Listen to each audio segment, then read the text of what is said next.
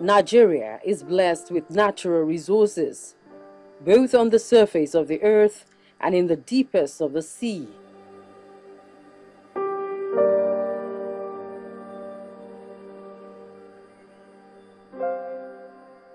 Buried here is the economic strength of the country.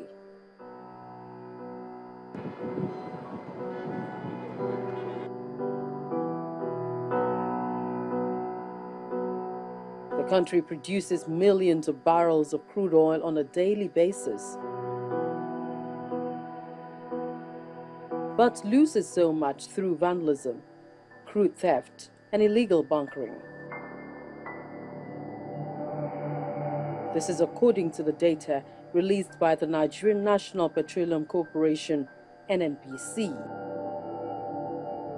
Vandalism of the petroleum pipelines continues unabated, and in some cases, the ruptured pipes with products are blown up by vandals, perhaps to scare security agencies away in order to carry out their nefarious activities. The Nigerian Security and Civil Defense Corps is empowered with arms by the law to take over the surveillance of the nation's oil and gas pipelines. The Nigerian Navy and the police also have their separate responsibilities, all geared towards securing the nation's hot cake. However, their presence is yet to present desirable results.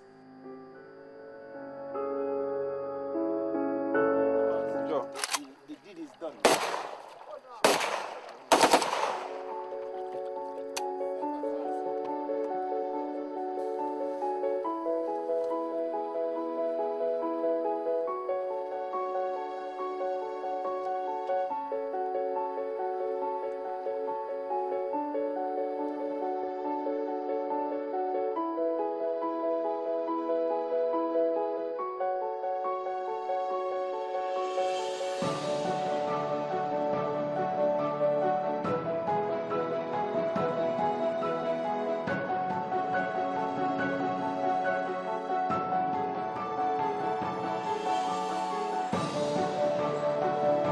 I was with Dr. Ona Ekomo, a security expert of several years of experience. He has been said to be losing about 150,000 barrels of oil per day, and that's due to vandalism and, of course, general insecurity within the pipeline area. As a security expert, why do you think that this is persisting? Well, I think because the problem has not been tackled vigorously enough. We know that these pipelines pass through areas where people reside, and people have, for one reason or the other, taken to rupturing these pipelines in order to siphon products. Now, we've had catastrophic fire incidents, which one would think would probably deter some of the criminals, I think that's what they are, from rupturing more petroleum pipeline. But it hasn't. So I think instead of waiting for them to have a change of mind on their own, they probably need to have more enforcement such that if pipelines are ruptured within certain jurisdictions, then there should be some champions in those jurisdictions who can be called to question, called to answer. And I think we must all take ownership of public infrastructure that comes through our respective areas if we are going to have successful pipeline security in this country. But right now, a situation where it is felt that, oh, the pipelines belong to the federal government of Nigeria, which is nobody, they belong to nobody. People feel that it is fair game, that the pipelines can be ruptured, can be destroyed, in fact, in some cases, and there will be no consequence. Now, in terms of those pipelines, these are the ones that pass through areas where people reside. In terms of the pipelines that are in remote locations, there must be some kind of arrangement for security. There are technologies out there that can make this possible. Capacitance detectors, for example, can help you detect where a pipeline is being ruptured. Usually the problem is response. How do you respond? If something is happening 30, 40 miles away from a command center, how do you respond? So I think like every other thing Nigerian, it's usually the implementation that falls on the face. It's not the formulation of the policy. It's not saying, oh yes, we want to get technology. That is easy to buy because a lot of this technology is off the shelf.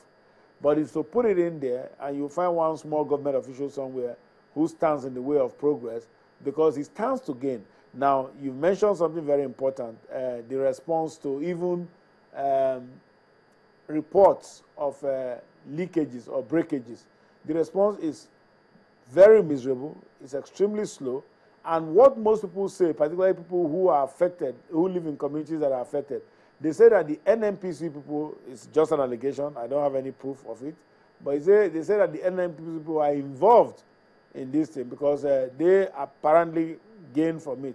So you need to have a system whereby NNPC must have a swift response mechanism for getting to pipeline rupture sites and then fixing the problem. And this system of accountability must have with it sanctions, whereby if there's a report, a credible, recorded, documented report, and within 24 hours it's not done, somebody should lose their job and somebody should be in jail because they are jeopardizing a whole community. They are jeopardizing lives or limbs in those communities. According to the Nigerian Gas Company, a subsidiary of the Nigerian National Petroleum Corporation (NNPC), in a recent report, the country has lost a minimum of 8.04 billion naira since January to pipeline vandalism, especially in the Niger Delta region.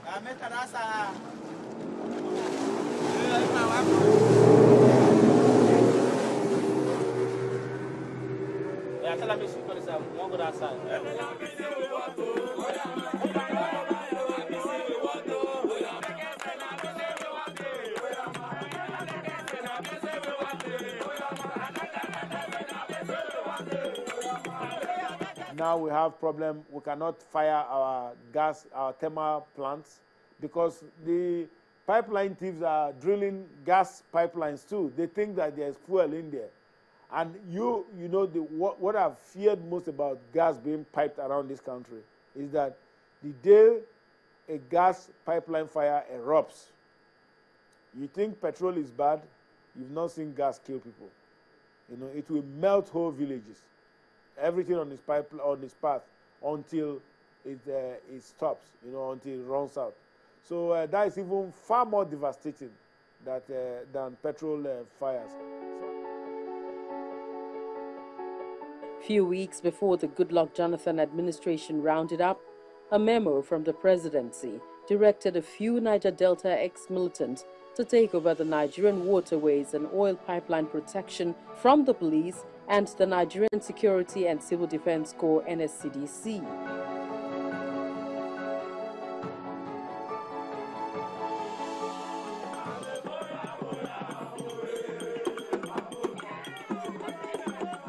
Ex-Niger Delta militants, Government Ekpemukpolo, alias General Tompolo, Asari Dokubo, and General Shoot at Sight, as well as Dr. Frederick Faseon, the founder of the Odua People's Congress, and Gani Adams from the Southwest, also got contracts to provide surveillance for the oil pipelines.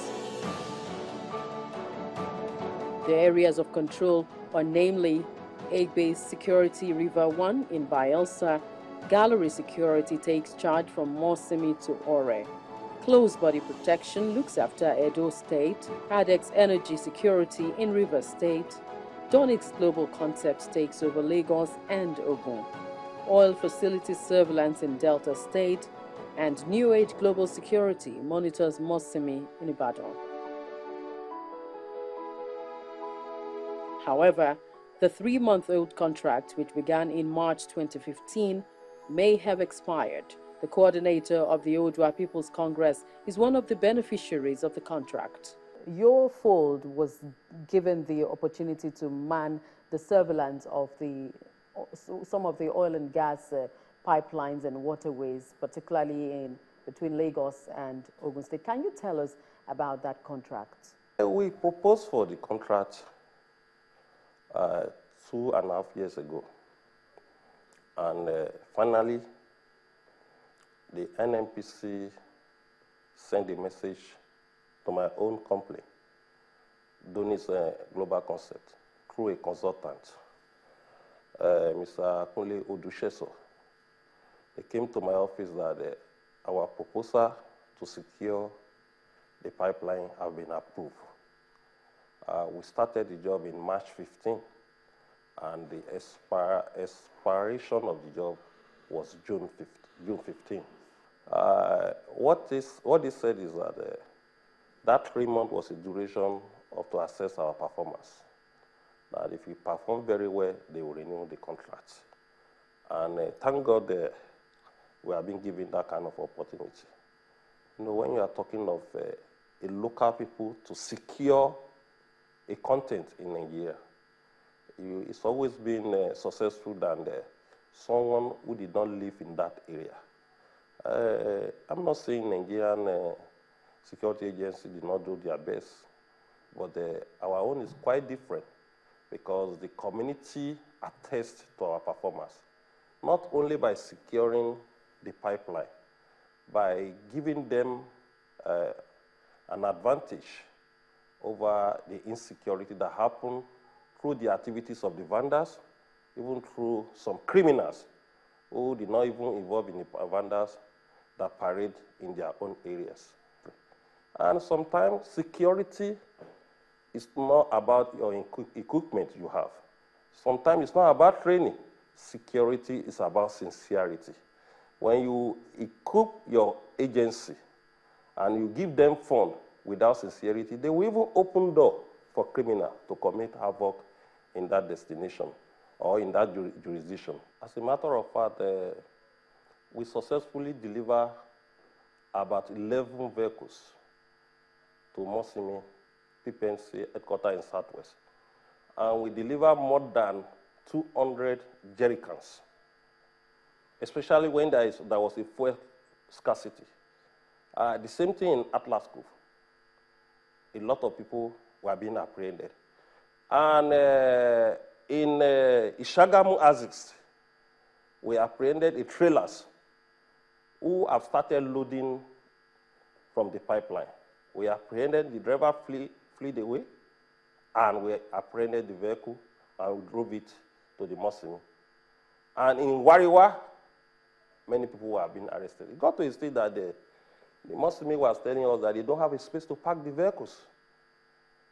That they would prefer, if we arrest the men and bring the men, that the CSO told us that they don't have a place to keep all the vehicles. Because almost 3 or 4 days, we keep on arresting the vandals and taking them. Don't forget that on our way to give them 3 vehicles that we arrested, that was when one of our men was being killed by the police. That was called by the vandal to rescue those guys. We arrested 3. 2 of them escaped in the process of confrontation. And one of our men was being killed. Another man was being seriously injured. And in various locations, 17 of our men were being seriously injured by confronting the vandals.